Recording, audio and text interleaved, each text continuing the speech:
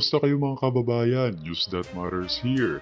Dito sa video natin ngayon ay ating bibigyang highlight itong winika ni Attorney Harry Roque na kapag may nangyari di umano kay Vice President Sara Duterte, suspect agad itong si PNP Marbil. Yan ang naging pahayag ni dating presidential spokesperson Attorney Harry Roque sa ginawang pagbabawas ng Philippine National Police ng 75 police personnel mula sa security detail ni Vice President Sara Duterte mga kababayan at sa naging open letter ng pangalawang Pangulo sa PNP Chief. Ayon kay Roque, magkakaroon ng impresyon ang taong bayan na kaya tinanggalan ng security personnel ang Vice Presidente ay para malagay sa panganib ang buhay nito. Ani nga ni Atty. Roque mga kababayan, iisipin ng tao, kaya pala tinanggalan ng pulis para magkaroon ng pagkakataon na mapatay itong si VP Sara. That's on him.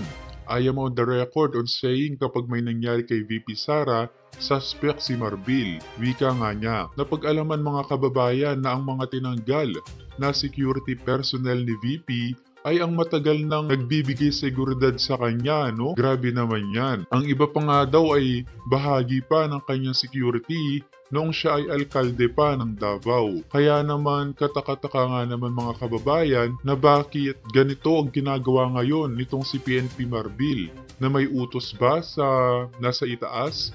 Grabe naman kung ganoon. Dagdag pa rito na winika ni Attorney Harry Roque na may pinaplano di umunong laban kay VP Sara.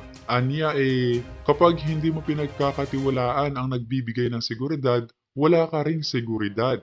Ang importante, hindi lang mayroong taong nagtalaga ng magbantay sa'yo.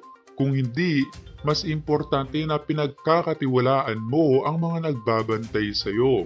Ako, malinaw baka may plano sila laban kay VP Sara at laban sa lahat sa amin na tinanggalan ng security.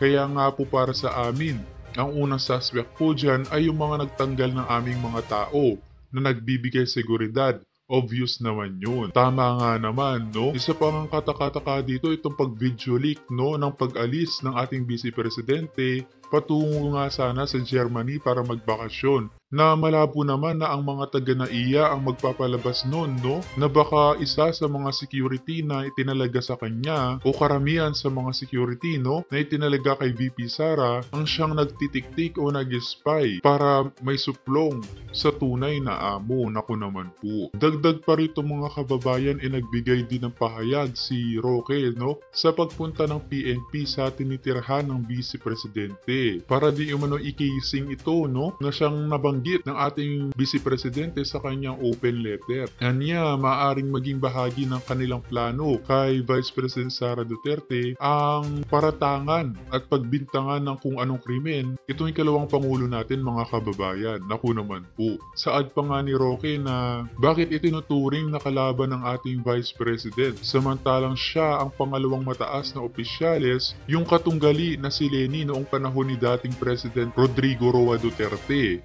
Ang alam ko dyan, ni minsan hindi at tinuring na banta para ikising ang kanyang pamamahay.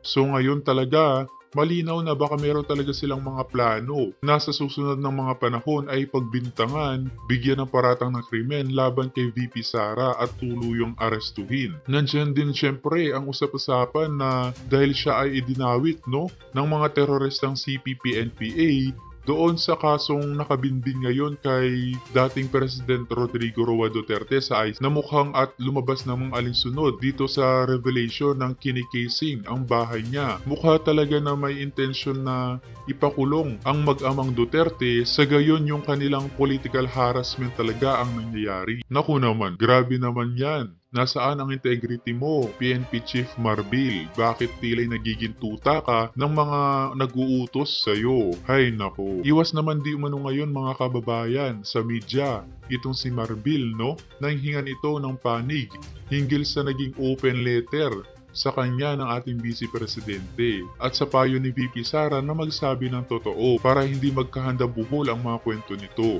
Dagdag pa rito na isa rin siya sa mga nagsaway Kingdom of Jesus Christ dahil sa pagiging bastos at pagiging walang modo nito nang sabihin niyang hindi pastor si Pastor Apollo Kibuloy. Nasa huling saad nga ni Atty. Harry Roque, hindi lamang yan kabastusan.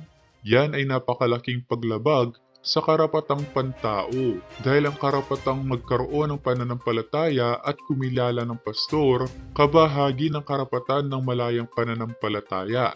Freedom of religion yan mga kababayan. At yan po ay nakakalungkot dahil ang kapulisan, sila dapat ang nagpapatupad ng batas at nagsisiguro na ang kapulisan ay nire-respeto ang karapatang pantao. By way of example, yung pagtawag ni Marbil kay Pastor Kibuloy na hindi siya pastor. Yan ay ehemplo na dapat labagin ang karapatang pantao na magkaroon ng malayang pananampalataya. Kaya naman hindi maiwasan sabihin ng taong bayan na tila'y sintu-sintu ngayon ang PNP chief na si Marbil na sana bumaba na lamang sa pwesto kung hindi matugunan ng maayos ang kanyang panunungkulan bilang hepe ng kapulisan dahil nasisira ang buong ahensya sa kanya. As always mga kababayan, kita na lang ulit tayo sa ating next vlog. Huwag niyo po sana nakalimutan mag-like at subscribe para updated ka sa mga uploads ko araw-araw. Marami po salamat mga kababayan. Ingat and God